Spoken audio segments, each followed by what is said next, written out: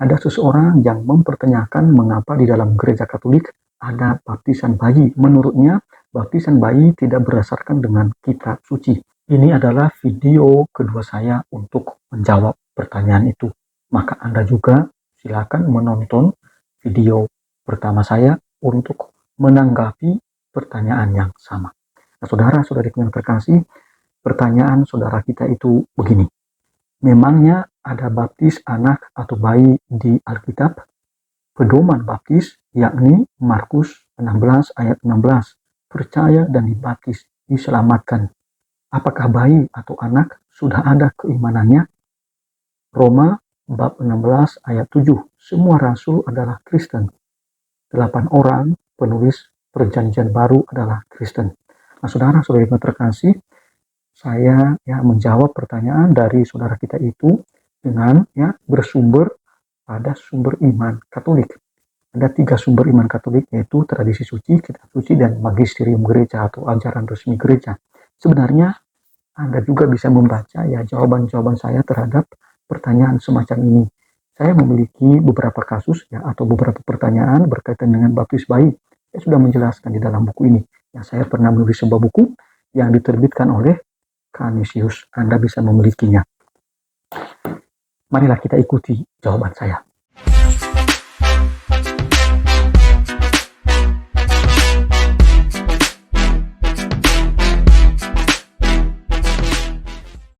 Kita perlu menegaskan tidak benar pernyataan bahwa tradisi baptis bayi tidak memiliki dasar kitab suci. Jika kita membaca kitab suci, justru ada banyak kutipan kitab suci yang menjadi landasan baptis bayi. Misalnya dalam perjanjian baru, kita membaca bahwa Lydia bertobat oleh khotbah Paulus dan bahwa Lydia telah dibaptis dengan seisi rumahnya. Kisah Para Rasul bab 16 ayat 15. Penjaga penjara di Filipi yang telah dipertobatkan oleh Paulus dan Silas dibaptis malam itu bersama dengan seisi rumahnya. Saya menegaskan seisi rumahnya ini karena penting Kita diberitahu bahwa jam yang sama di malam hari ia dibaptis dengan seluruh keluarganya. Penting juga seluruh keluarganya. Kisah Para Rasul 16 ayat 33. Kepada jemaat di Korintus, Paulus mengenang bahwa ia membaptis seluruh keluarga Stefanus. 1 Korintus bab 1 ayat 16. Dalam kutipan kitab suci ini diungkap bahwa seluruh isi rumah atau seluruh keluarga dibaptis. Dengan kata lain, yang dibaptis tidak hanya orang tua atau orang dewasa, tetapi disertakan juga anak-anak kecil. Dan ini adalah tafsiran yang sudah ada sejak awal-awal tafsiran kitab suci. Jadi cukup lama tafsiran semacam itu. Tidak terjadi hanya pada abad ke-16 atau tidak terjadi pada abad sekarang, tapi sudah ada pada awal-awal zaman di mana kitab suci mulai ditafsirkan. Dan tafsiran kitab suci semacam ini dapat dipertanggungjawabkan secara akademik. Ada aturan akademiknya, ada proses akademiknya, sehingga para penafsir kitab suci menyatakan bahwa memang ada baptis bayi di dalam kitab suci juga, ada dasarnya. Ada banyak orang yang salah menafsirkan perkataan Rasul Petrus, bertobatlah dan hendaklah kamu masing-masing memberi dirimu dibaptis dalam nama Yesus Kristus untuk pengampunan dosamu, maka kamu akan menerima karunia Roh Kudus. Kisah Para Rasul bab 2 ayat 38. Petrus tidak membatasi ajaran ini hanya untuk orang dewasa.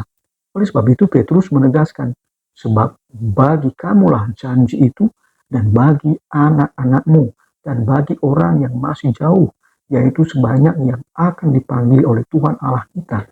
Kisah Para Rasul bab 2 ayat 39. Kita juga membaca, dan sekarang mengapa engkau masih ragu-ragu? Bangunlah, berilah dirimu dibaptis dan dosa-dosamu disucikan sambil berseru kepada nama Tuhan. Kisah Para Rasul bab 22 ayat 16. Perintah ini bersifat universal, tidak terbatas pada orang dewasa.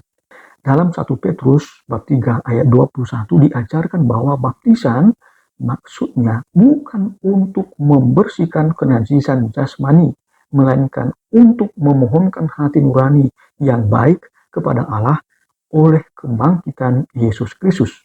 Pada tahun 2007, Komisi Teologi Internasional atau dalam bahasa Italia, Commissione Teologica Internazionale, saya akan singkat CTI, mengajarkan bahwa baptisan bayi memiliki dasar dalam kitab suci. Dasarnya antara lain Kisah Para Rasul bab 16 ayat 14 sampai 15 dan ayat 33.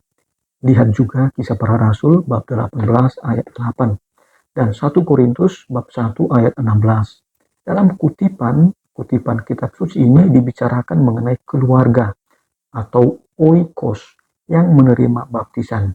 Pembaptisan seisi rumah menunjukkan bahwa anak-anak dibaptis bersama dengan orang dewasa. CTI nomor 9 di bagian pertama.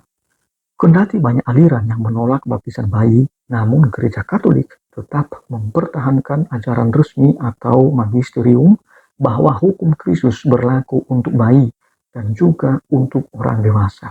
Sebab Yesus bersabda, "Aku berkata kepadamu, sesungguhnya jika seorang tidak dilahirkan dari air dan roh, ia tidak dapat masuk ke dalam kerajaan Allah." Injil Yohanes bab 3 ayat 5. Sabda Yesus ini tentu saja diterapkan pada siapapun yang mampu menjadi bagian dari kerajaannya. Peristiwa Yesus memberkati anak-anak adalah teks biblis yang menunjukkan pada baptisan bayi.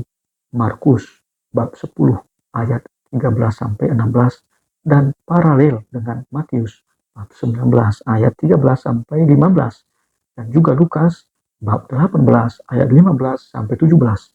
Biarkan anak-anak itu datang kepadaku, jangan menghalang-halangi mereka, sebab orang-orang yang seperti itulah yang empunya kerajaan Allah. Markus bab 10 ayat 14. Versi Lukas lebih spesifik. Maka datanglah orang-orang membawa anak-anaknya yang kecil kepada Yesus supaya ia menjamah mereka. Tetapi Yesus memanggil mereka dan berkata, "Biarkanlah anak-anak itu datang kepadaku, dan jangan kamu menghalang-halangi mereka, sebab orang-orang yang seperti itulah yang empunya kerajaan Allah." Lukas bab 18 ayat 15 sampai 16. Dalam Injil Yohanes bab 14 ayat 6, Yesus bersabda, "Akulah jalan dan kebenaran dan hidup. Tidak ada seorang pun yang datang kepadaku kalau tidak melalui aku." Melalui pembaptisan bayi, orang tua menghantar anaknya untuk datang kepada Bapa melalui Yesus agar sang bayi dilahirkan kembali dalam roh sebagai anak Allah. Singkatnya, melalui pembaptisan kita dipersatukan dengan tubuh mistik Kristus. Maka saudara-saudariku yang terkasih, silakan juga nanti Anda membaca kitab hukum kanonik Kanon 204 dan juga Kanon 849. Sangat menarik di sana ditegaskan oleh gereja bahwa rahmat baptisan yang kita terima adalah pertama, kita disaturagakan, diinkorporasikan dengan Kristus. Lalu kita dilahirkan kembali sebagai anak-anak Allah dan juga kita digabungkan atau disaturagakan dengan gereja. Kita tahu bahwa gereja dalam pandangan Gereja Katolik adalah tubuh mistik Kristus dan Kristus adalah kepala dari tubuh ini. Maka saudara-saudari yang terkasih, antara Kristus dan gereja tidak bisa dipisahkan satu sama lain. Maka karena Kristus adalah satu, maka tubuhnya juga satu. Jangan menabuh genderang perpecahan di dalam gereja. Karena kita mesti membangun persekutuan, kesatuan sebagai tubuh mistik Kristus. Rasul Paulus berkata, dalam satu roh kita semua, baik Yahudi atau Yunani, budak atau merdeka, dibaptis menjadi satu tubuh. Kita semua telah diberi minum dari satu roh. 1 Korintus 12 ayat 13. Ditambahkan ke dalam tubuh Kristus atau gereja merupakan pemberian gratis dari Tuhan. Bukan melalui tindakan atau pahala kita sendiri yang menyelamatkan kita, melainkan keselamatan datang melalui kasih karunia Tuhan. Dengan demikian, baik maupun orang dewasa bisa menjadi objek anugerah Tuhan. Tentu saja saudara-saudari yang terkasih, kalau kita membaca kitab Yakobus juga, kita membutuhkan perbuatan-perbuatan baik karena tidak bisa dipisahkan antara iman dengan perbuatan baik atau tindakan baik. Mengapa? Karena ditegaskan di dalam kitab Yakobus, iman tanpa perbuatan pada hakikatnya adalah mati. Jadi perlu dua-duanya ya.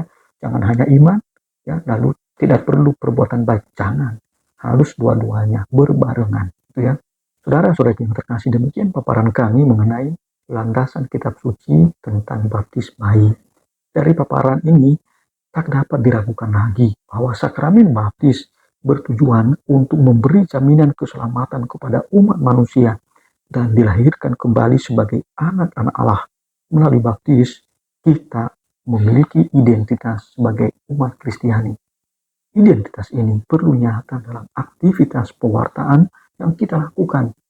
Pendeknya, baptis begitu penting, maka pada akhir Injil Matius, Tuhan Yesus sendiri memerintahkan para muridnya.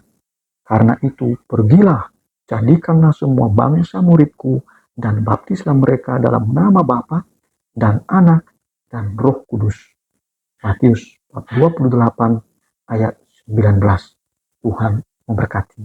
Amin.